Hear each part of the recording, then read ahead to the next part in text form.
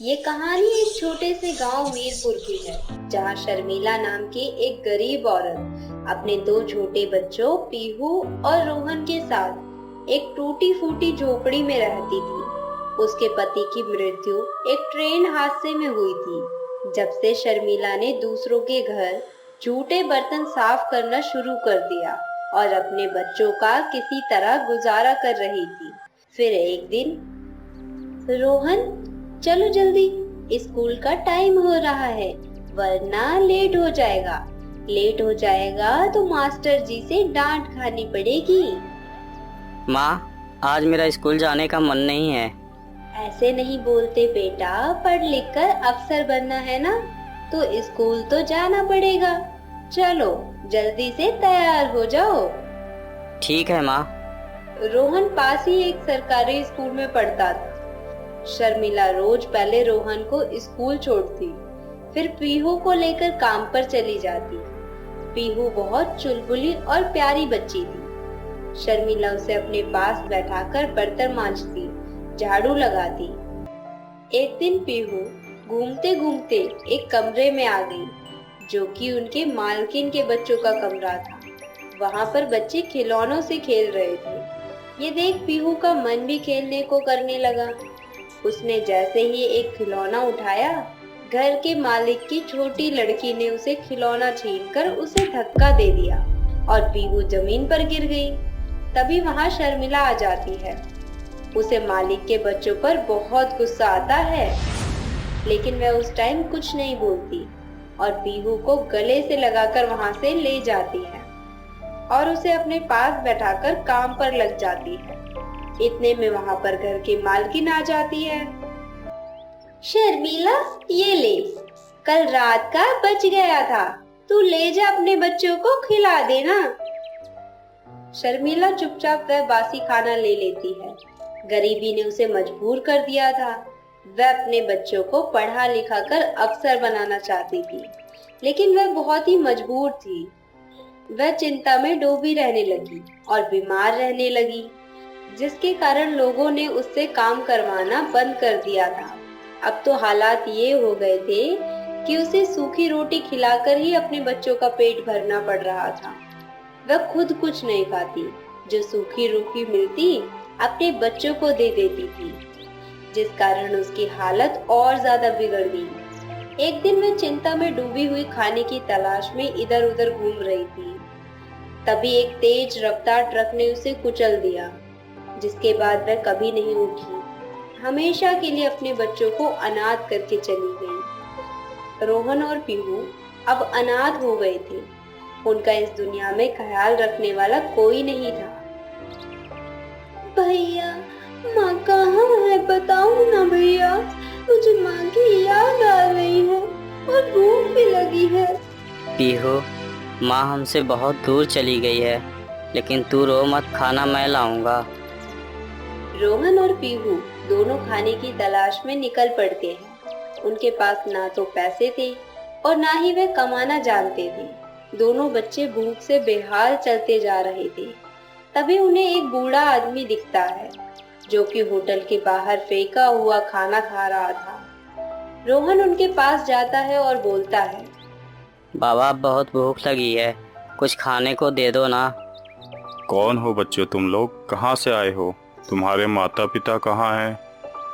रोहन अपने बारे में उनको सब कुछ बताता है। बूढ़ा आदमी उनकी मदद करना चाह रहा था, लेकिन सच तो ये था वह खुद मांग मांग कर खाता था।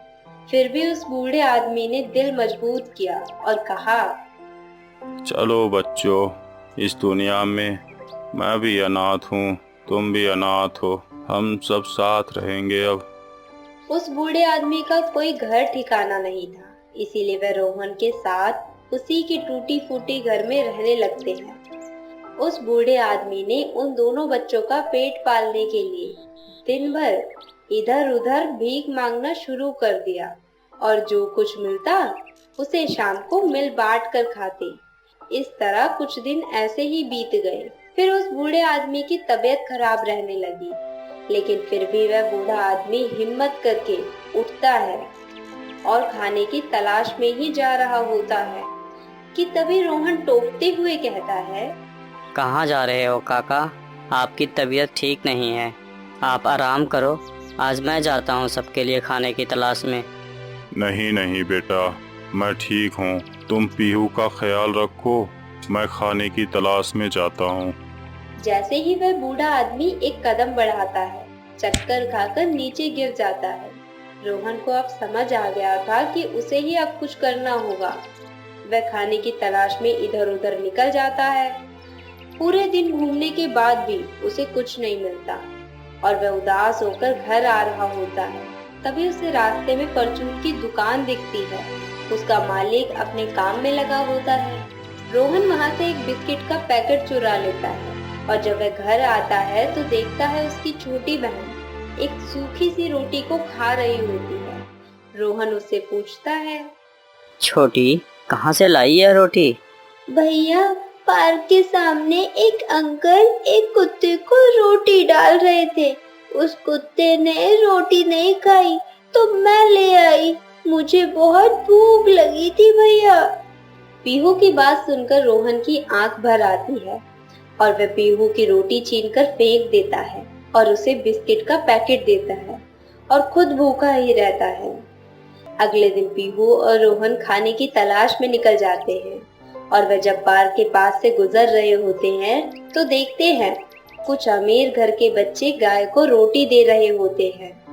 जैसे ही वह रोटी देखकर जाते हैं, रोहन झटपट कुछ रोटी ले आता है और घर आकर वह सब रोटियां खाते हैं।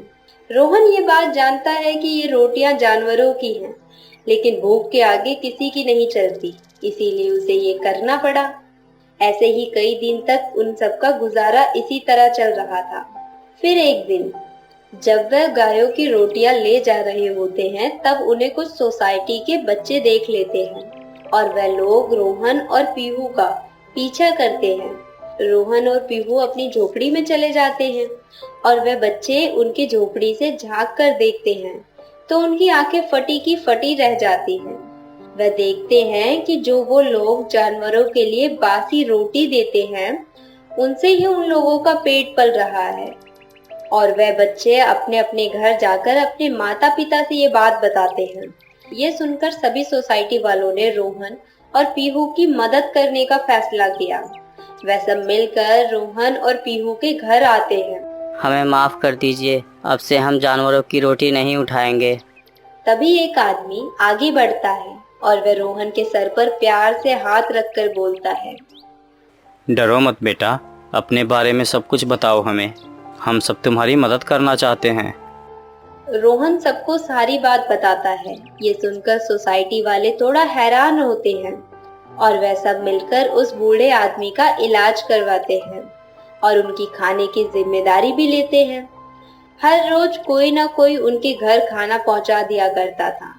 जब बूढ़ा आदमी ठीक हो जाता है तो उसे अपनी सोसाइटी में गार्ड की नौकरी पर रख लेते हैं और अब रोहन और पीहू स्कूल जाना चालू कर देते हैं। हमारे चैनल स्टार कार्टून टीवी को फ्री में सब्सक्राइब करें और बेल आइकन दबाना ना भूलें, जिससे हमारी सभी वीडियोस की नोटिफिकेशन सबसे पहले आपको मिले।